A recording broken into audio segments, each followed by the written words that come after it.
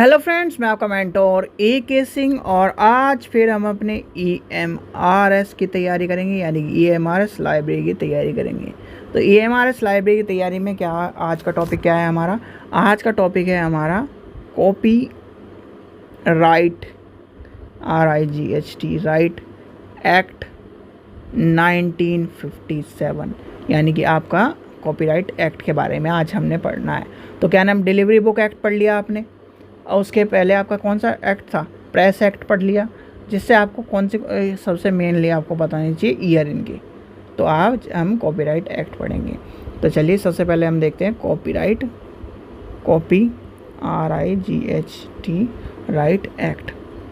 Copyright act आया कब? सबसे पहला क्वेश्चन आता है यही आपको जो पूछा जाता है, कॉपीराइट एक्ट कब आया? 1957, यानी कि 1957 यानी कि आज़ादी के बाद।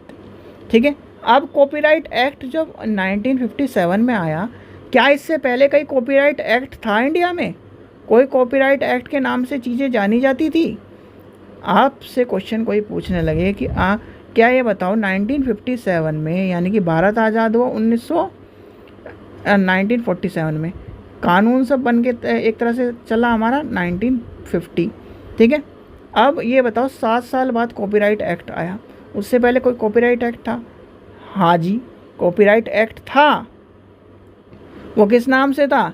लेकिन वो ब्रिटेन का था, यानी कि ब्रिटेन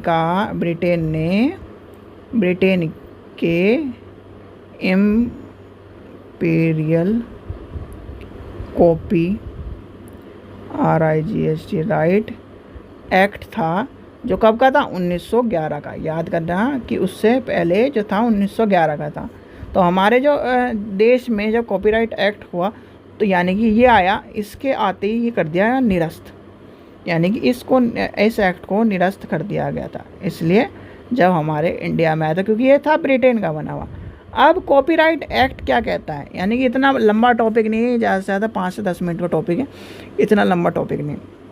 सीधी बात ये मान के चलो भैया, एक आदमी ने अपने लाइब्रेरी के हिसाब से मैं बताता हूँ, एक आदमी है X और एक आदमी है Y। X ने अपनी शायरी लिखी जी, बड़ी ज़बरदस्त शायरी लिखी, और शायरी लिखकर इसने इस किताब को बना दिया और इस किताब को छपवा दिया। ये चारों, यानी कि ये गई जी चारों लाइब्रेरी में।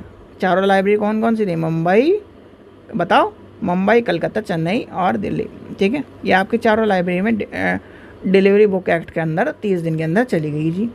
अब जो Y आदमी था, इसमें एक तरह से कॉपी करने का कीड़ा आया, तो इसके जो है, इसने 100 शायरी लिखी थी, तो 100 शायरी में से 10 शायरी उठा ली, 10 शायरी उठाकर इसने अपने उसमें डाल दी। और क्या करा, इससे उसने अपने आप बनाई, यानी कि इसने भी 100 शायरी लिखी और इसने 10 शायरी 90 खुद बनाई और 10 शायरी इसी कॉपी करके डाल दी।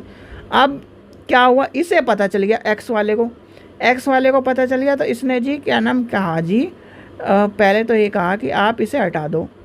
ठीक है, इसने ना कह दिया कि मैं तो नहीं हटाऊँगा। इसने कॉपीराइट कानून के तहत इस पर केस कर दिया।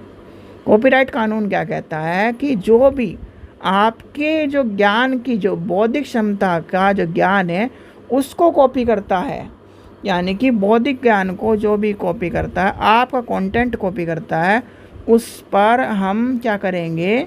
चार्ज लगा देंगे। एक तरह से कानून का उल्लंघन करता हुआ पाया गया है, चोरी करता हुआ पाया गया है।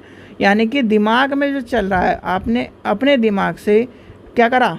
चीज़ों को बनाया। भाई सीधी बात है, अपने दिमाग से क्या बनाया? चीज़ बनाई, किताब बनाई, तो उससे आपने क्या कर दिया? कॉपी कर लिया। जब आप देखा होगा आपने कि बहुत सारे लोग गाने, आप यूट्यूब पे गाने सर्च करते हो, ठीक है, यूट्यूब पे गाने सर्च करते हो, तो आप उन्हें डाउनलोड नहीं कर सकते। और दूसरी बात यह है, एक जगह आता है रॉयल्टी फ्री या फ्री कॉपीराइट सॉन्ग, उन्हें क्या होता है, आप यूज़ भी कर सकते हो उन्हें, और किसी भी तरह से मतलब अपने वीडियो में भी डाल सकते हो। ऐसा होता है कि नहीं होता? तो वो कुछ चीज़ होती है फ्री और कुछ होती हैं इस तरह से कॉपीराइट के अंडर।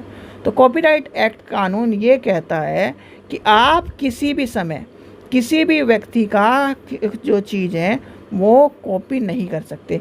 और इसका अमेंडमेंट 2009 में आया था, यानी कि 2009 में एक संशोधन आया था, संशोधन आया था। और संशोधन में क्या आया था, जो डिजिटल रूप आ रहा है हमारा, डिजिटल कंटेंट जो था, एक तरह से कंटेंट, उसको इंटरनेट पर भी आप उसे कॉपी नहीं कर सकते।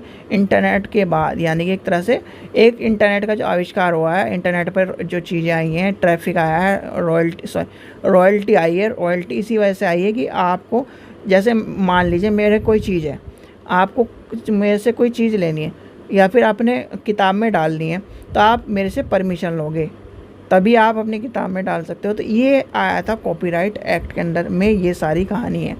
अब कॉपीराइट एक्ट में जब चीज़ें आ जाती है, कॉपीराइट एक्ट के तहत कौन कौन सी चीज़ें आती हैं, मेनली सिर्फ यही है, सीधी बात ये भैया, किताब हो कुछ भी हो, आप कॉपी कर नहीं सकते, यानी कि एक तरह से चोरी नहीं कर सकते। अगर आपको कुछ चीज़ लेनी है, गाने में से कुछ वर्ड लेनी है, अपने गाने, उस व्यक्ति के गाने को यूज़ करना है, तो आपको उसको, या तो आप उससे बात करके वो आपको फ्री में आपको प्रोवाइड करा दे, या कुछ चार्ज लेके, या फिर आपको मना कर दे, जो भी होगा वो ओनर डिसाइड करता है कॉपीराइट एक्ट में। ठीक है, चलिए अब कॉपीराइट एक्ट में आता क्या क्या चीज़ है, कोई आपसे पूछने लगे कॉपीराइट एक्ट में आता क्या क्या आपका, साहित्यिक रचनाएं जितनी भी आती हैं, गीत, कहानी, कविता, नाटक, उपन्यास, एकांकी, लघु कथाएं, पटकथाएं, लेखक, यानी कि आ जाएंगे। फिर आएगा चलचित्र किसे कहते हैं भैया, हिंदी वालों अब आप ये बताओ चलचित्र किसे कहते हैं। जैसे मैं वीडियो आ जाएगी, फिल्म आ जाएगी, डॉक्यूमेंट्री आ जाएगी, एनिमेशन आ जाएगा, सारे आ जाएंगे। फिर आगे चलते हैं हम आपके चित्र में, चित्र भी कॉपी नहीं कर सकते।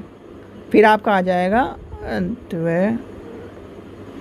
ध्वन्यांकन, यानी कि इसमें आ जाएगा ऑडियो, आवाज़, रिकॉर्ड, संगीत, ये सब आ जाएंगे। फिर आ जाएगा कलात्मक डिज़ाइन। फिर आ जाएगा मूर्ति भी कॉपी नहीं कर सकते, मूर्ति कला, ठीक है, ये आ जाएंगे। फिर आ जाएगा डिज़ाइनिंग सामग्री, ई बुक भी कॉपी नहीं कर सकते, ई बुक, ठीक है। फिर आ जाएगा पोस्टर, प्लेट, ये सब चीज़ें आ जाएंगी। यानी कि ये सब चीज़ें आपको पता होने चाहिए कि कॉपीराइट एक्ट के अंदर कुछ भी आप कॉपी नहीं कर सकते बिना परमिशन के, बिना किसी भी व्यक्ति के पूछे हुए, ठीक है। तो आपको पता होना चाहिए कि कॉपीराइट एक्ट क्या कहता है। कॉपीराइट एक्ट सीधे सीधे कहता है कि किसी ने कोई सामान, यानी किसी ने कोई किताब बनाई, तो आप उसको यानी कि एक तरह से उसकी चोरी नहीं कर सकते। और कॉपीराइट एक्ट के अंदर धारा कौन सी आती है, आपकी आती है कॉपीराइट एक्ट धारा 52 के तहत किसी भी कंटेंट को प्राइवेट इस्तेमाल के लिए प्रयोग की जाने वाली एक तरह से उल्लंघन है, ठीक है। ये भी आपको पता होना चाहिए, ये भी मैंने आपको बता दिया है कि कॉपीराइट एक्ट का जो कानून क्या कहता है, ठीक है। ये और आपको जैसे मान लीजिए आपको किसी का, जैसे आप थीसिस लिखते हो, यानी कि डिसर्टेशन लिखते हो, तो आपने देखा होगा कि लास्ट में क्या करते हो, उसका क्या देते हो, एक रेफरेंस देते हो कि नहीं, कि ये रेफरेंस है या यहाँ से मैंने लिया। तो वो क्या है, वो रेफरेंस के तौर पर आपने यूज़ किया, क्योंकि उसकी और उसमें भी आपको एक तरह से रेफरेंस दिया है। अगर आप उसको भी रेफरेंस की निगाह से नहीं ऐसे ही, यानी कि ऐसे ही आप उसे यूज़ कर लोगे, तो वो भी एक तरह से क्या होगा, कॉपीराइट एक्ट के अंदर चल जाएगा। और कॉपीराइट एक्ट के अंदर गया तो आप उसके कॉपीराइट एक्ट के अंदर फंस जाओगे। और कॉपीराइट एक्ट के अंदर क्या कहा जाएगा कि आपने उस चीज़ को क्या करा है, चोरी करी है। यानी कि कॉपीराइट एक्ट के अंदर जो है वो इसके अंदर क्या आएगा, चोरी के हकदार हो गए। और चोरी के हकदार में आपको क्या कहे, जेल की सज़ा और आपका जुर्माना मिलेगा। ये आपको समझ में आ गया। कॉपीराइट एक्ट के अंदर क्या क्या चीज़ें आती है समझ में आ गया। कॉपीराइट एक्ट आया कब, ये समझ में आ गया। फोटोग्राफी सब चीज़ें आती हैं, ये चीज़ें आपको। और आजकल तो डिजिटल भी आपको मैं बता दें, ई बुक आ गया, तो ये आपको पता होना चाहिए। कानून कब आया, 1957 में, ठीक है। ये भी आपको पता होना चाहिए। 2019 में क्या हुआ, उसका डिजिटल रूप आ गया, ये आपको पता होना चाहिए। फिर आ जाता है, अगर इसके जो कानून है वो आपके से पूछे नहीं जाते, वो डीपली अगर जब आप एमली पढ़ते हो तब पूछा जाता है। और वो भी ऐसी जगह नहीं पूछा जाता, वो पूछा जाता है जब आप किताब बनाते हो।